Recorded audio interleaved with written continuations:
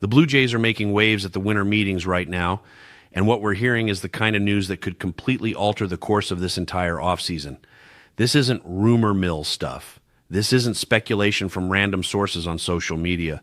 This is legitimate reporting from one of the most plugged-in insiders in baseball, and it involves a player who could transform Toronto's roster in ways that few others could.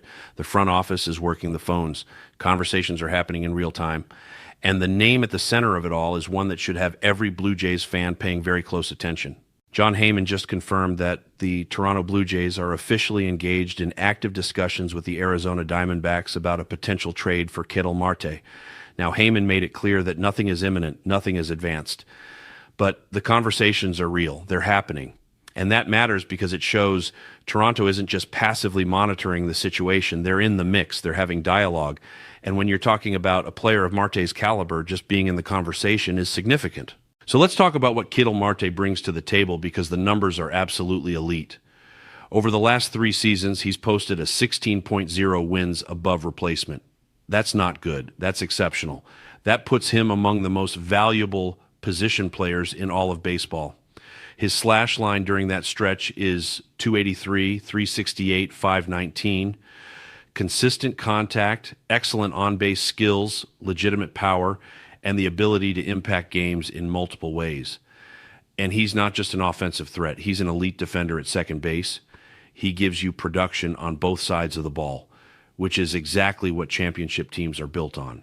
But here's where it gets even more interesting. Marte is under contract through 2030, 5 more years of team control, and his salary structure is incredibly favorable. He's making $16 million in 2026, $12 million in 2027, and then around $20 million per year after that. For a player who's consistently producing at an elite level, those are bargain numbers. When you compare his production to what he's getting paid, there are maybe a handful of contracts in all of baseball that offer better value. For a team like Toronto that wants to win now but also needs to maintain financial flexibility going forward, Marte is the perfect acquisition. And the timing of this is crucial. The winter meetings are happening right now in Orlando. Every general manager, every executive, every decision maker is in the same building. Phones are ringing constantly. Deals are being discussed in hotel lobbies and conference rooms. This is the week where things happen fast. A conversation on Monday can turn into a finalized trade by Wednesday. And the Blue Jays know this. They're not waiting around. They're actively engaged in discussions right now, positioning themselves to make a move that could define their offseason. But here's where it gets complicated. The organization is still dealing with uncertainty around Bo Bichette. Is he staying? Is he leaving? The Jays don't have complete clarity on that front yet. But here's the thing. There's a strong argument to be made that acquiring Marte makes sense regardless of what happens with Bo. Bichette is eventually going to move off shortstop. Everyone knows that. His defense has been inconsistent, and the expectation is that he'll transition to second base or third base at some point, possibly as soon as next year. Marte gives you elite production at second base right now and for the next 5 seasons. He's not a question mark. He's a proven commodity who delivers year after year. So even if the Jays don't have complete clarity on Bo's future, Marte still makes sense. He provides exactly what Toronto values: consistent high-level production and solid defense. He's the kind of player you can plug into your lineup and forget about because you know exactly what you're getting every single night. That consistency, that reliability is worth its weight in gold, especially when you're trying to compete for a championship. But acquiring Marte isn't going to be easy. Arizona isn't looking to dump salary. They're not in financial trouble. They're trading a superstar, and they want a significant return. And what they want is young pitching. Ricky Tiedemann is seen as untouchable by Toronto. He's off the table. But names like Johnny King, Gage Stanifer, and Jake Bloss could absolutely be part of the conversation. That's the price you pay for a player of Marte's caliber. And Toronto's farm system isn't deep. They don't have an endless supply of elite prospects, but they have enough high-quality pieces to put together a competitive package if Ross Atkins decides this is the move to make. And here's where the decision becomes critical. Do you trade 1 or 2 of your top pitching prospects for a proven superstar who's under contract for 5 more years, for a team that just went to the World Series, for a team that's operating in a win-now window? The answer should be yes every single time.